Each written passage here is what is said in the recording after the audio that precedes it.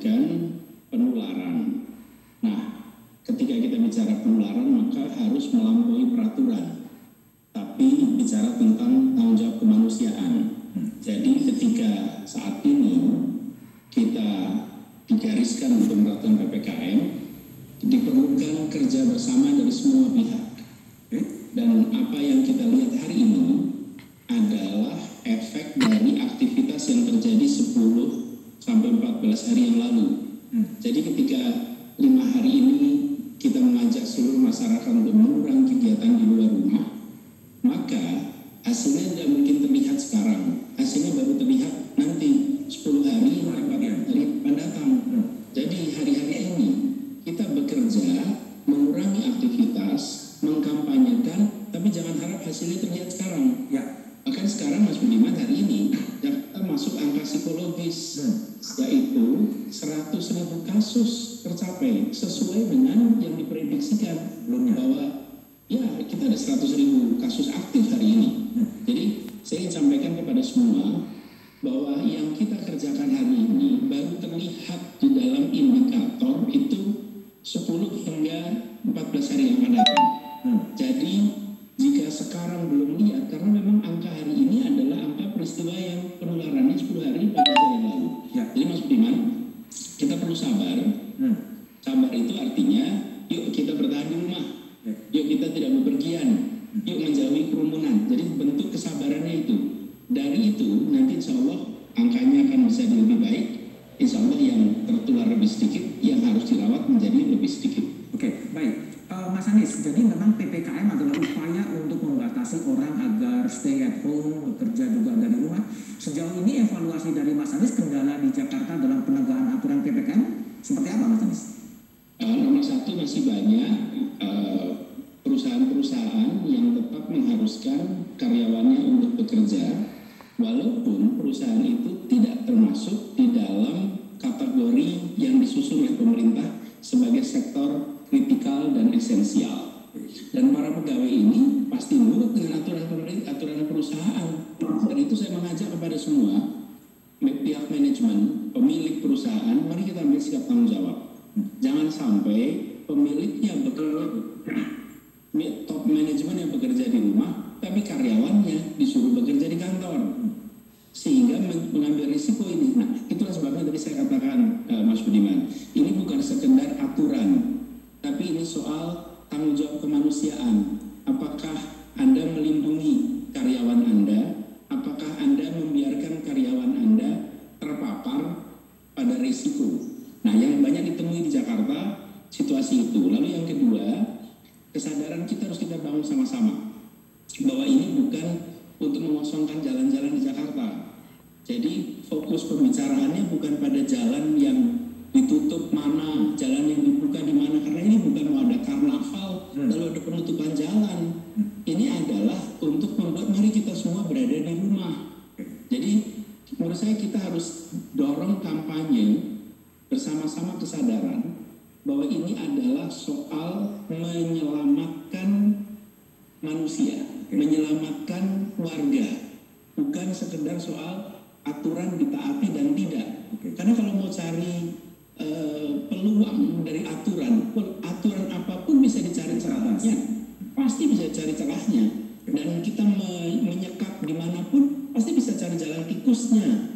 Tapi kalau kesadaran itu ada, yuk kita tanya pada masing-masing yang di rumah, apakah kita termasuk yang mengambil risiko atau tidak? Apakah kita termasuk yang menambah potensi jumlah kasus, atau kita termasuk yang mengurangi kasus positif di Jakarta? Nah, pertanyaan-pertanyaan seperti ini masih harus dikampanyekan sehingga kita semua secara sadar memilih untuk mengurangi risiko. Dan saya perlu sampaikan, Mas, Jakarta tertinggi yang pernah kita alami adalah 27.000 kasus aktif. Ya, itu bulan Februari. Itu saja sudah luar biasa. Sekarang kita 4 kali lipatnya, 100.000 ya, dari angka itu. Lalu Mas Budiman, penularannya luar biasa. Selama 7 hari ini saja, tenaga kesehatan yang meninggal di Jakarta ada 13. Selama tahun 2020, sepanjang tahun itu 18 yang meninggal. Dan hari 7 hari aja 13, dan mereka adalah orang-orang yang sudah tervaksin. Artinya kita berhadapan dengan varian yang berbeda, daya tularnya lebih tinggi, dan juga punya efek fatalitas yang ternyata lebih tinggi. Jadi ketika kita mengatakan kepada semua, mari kita di rumah, ini ada aturannya nih dibuat, tapi aturan ini bisa dicari peluangnya. Ya.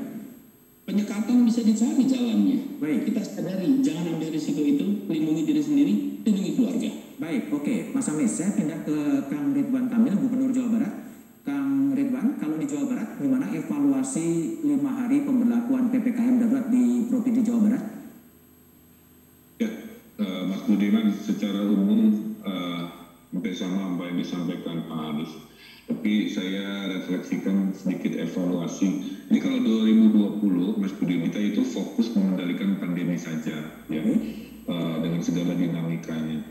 Nah, hari-hari ini tuh PR kita tuh, para sahabat saya gubernur itu PR-nya 3. 1, mengendalikan pandemi, 2, harus mensukseskan vaksinasi, terus 2, dinamika manajemen dan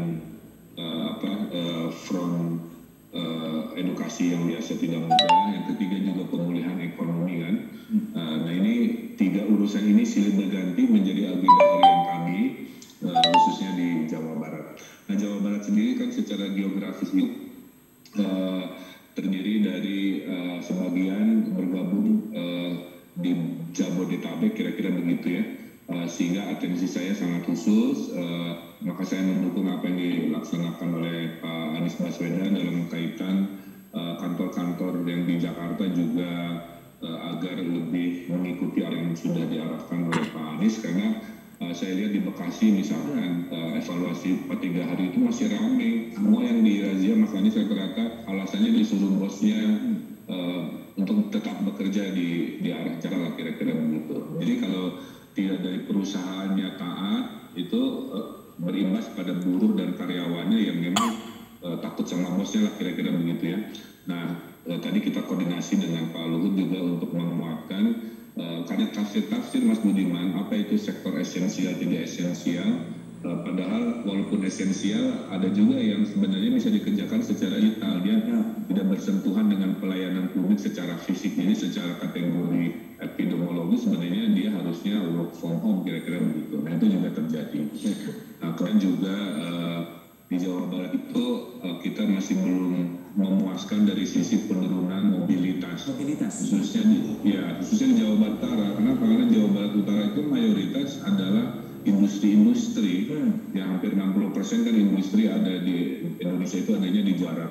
Nah, industri-industri ini memang mendapatkan surat izin dari Kementerian Industrian, sehingga mayoritas masih buka, menyebabkan ya aktivitas tidak jauh berbeda dengan sebelum PPKM darurat. Nah, tadi isinya adalah kita akan mendaftar ulang mana yang betul-betul dalam urutan sampai tanggal 20, industri mana yang kritikal esensial, itu akan dirilis ulang izinnya oleh Pak Menteri Perindustrian.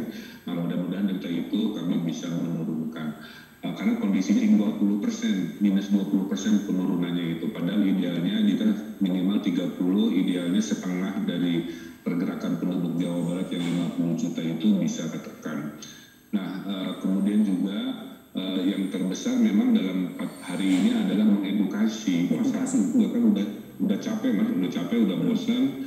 Jadi ya kalau komen di medsos lah ya, 2/3 itu kan komen marah, komen capek, komen ya kita jawab dengan sabar memang.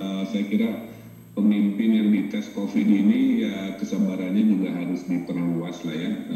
Kita nggak bisa marah sama rakyat kita kan, bagaimanapun kita harus memahami, menyayangi mereka juga dengan segala kondisi ketertenannya. Nah, kemudian di Jawa Barat ada beberapa pergerakan yang membantu menurunkan bor. Ada baik hari ini Mas Budiman, walaupun masih dalam margin error lah ya kalau survei jadi bor kami sudah mulai turun, alhamdulillah.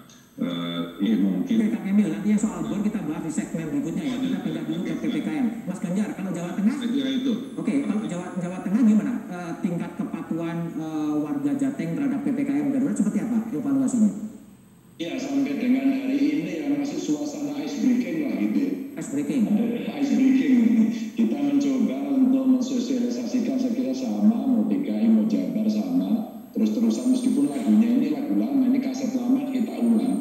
Hanya memang ini lotnya harus lebih gede lagi gitu ya.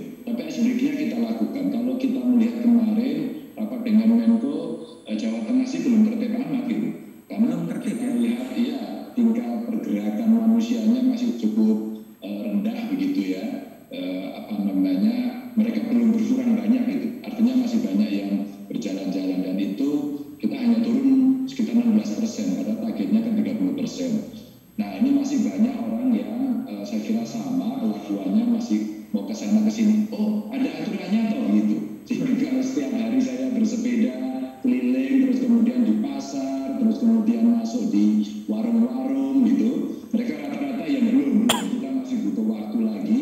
Cuma sampai dengan tadi pagi rasa-rasanya sudah ada perbaikan, bangkunya udah dibalik. Ini indikator-indikator kualitatif saja sih gitu ya. Yang kita melihat, saya merasakan mereka mulai paham. Dan ketika kayak Kang Emil tadi kita agak ngegas sedikit ya, agak kelihatan marah karena mereka marah, itu rata-rata mereka mulai memahami. Saya agak teriak dikit, jangan nongkrong ya, kalau makan di rumah saja dibungkus begitu langsung siap gitu ya. Artinya mereka sebenarnya tidak lagi marah metenteng terus kemudian ngamuk, tidak. Maka saya melihat indikasi-indikasi ini yang ada. Bornya juga sudah mulai menurun, jadi artinya juga sama sih meskipun itu tidak indikasi yang serta-merta, tapi ini yang bisa kita lakukan melihat pada situasi awal. Kalau kendalanya apa, Mas Ganjar? Kendala penegakan PPKM darurat di Jawa Tengah apa kendalanya? Kendalanya ngeyel. Ngeyel. Kalau mereka ngeyel sudah sulit begitu ya. Cuman saya melihat kawan-kawan bupati wali kota cukup agresif, cukup serius begitu ya. Maka kalau kita melihat ukuran-ukuran jalan besar, ukuran gedung-gedung, agaknya nggak cocok Mas. Kalau kita bicaranya di situ, maka friksinya pasti akan sangat tinggi. Karena bisa berhadapan orang berseragam dengan masyarakat. Maka saya menyampaikan tadi kepada kawan-kawan untuk yuk kita kecilin di mana, di RT, di lurah, kades. Nanti camatnya jadi supervisor, kita kecilin. Pergerakannya dibatasi di situ. Kalau pergerakannya makin kecil, harapan kita bisa dilakukan. Nah, itu baik konsep ya. Hanya saya melihat memang waktu keliling-keliling selama kurang lebih 10 hari terakhir ini saya berkeliling, bahkan sebelum PPKM darurat, itu masyarakat sudah mulai bisa melakukan lockdown RT. Waktu itu sempat saya sampaikan 7.000 ya, hitung-hitungan kita RT yang merah secara data epidemiologis, itu 7.000 saya minta dikunci ya. Semuanya sih tidak taat semuanya, tapi mereka sudah ada effort untuk melakukan itu dengan satu harapan mereka bisa mengunci pada level kecil. Ini yang lebih controllable, yang masyarakat bisa berkontribusi, jogo tombolnya jalan, sehingga problem bisa dilokalisir di tempat yang kecil. Baik, Mas Ganjar, saya kembali ke Gubernur Jakarta, Mas Anies Baswedan. Mas Anies pernah melakukan sidak ya di kawasan Sudirman dan menemukan ada ketidakpatuhan dari perusahaan, dan selanjutnya langkah apa yang akan dilakukan oleh Gubernur Jakarta untuk menegakkan aturan demi rasa kemanusiaan. Tapi jawaban Mas Anies setelah jeda berikut.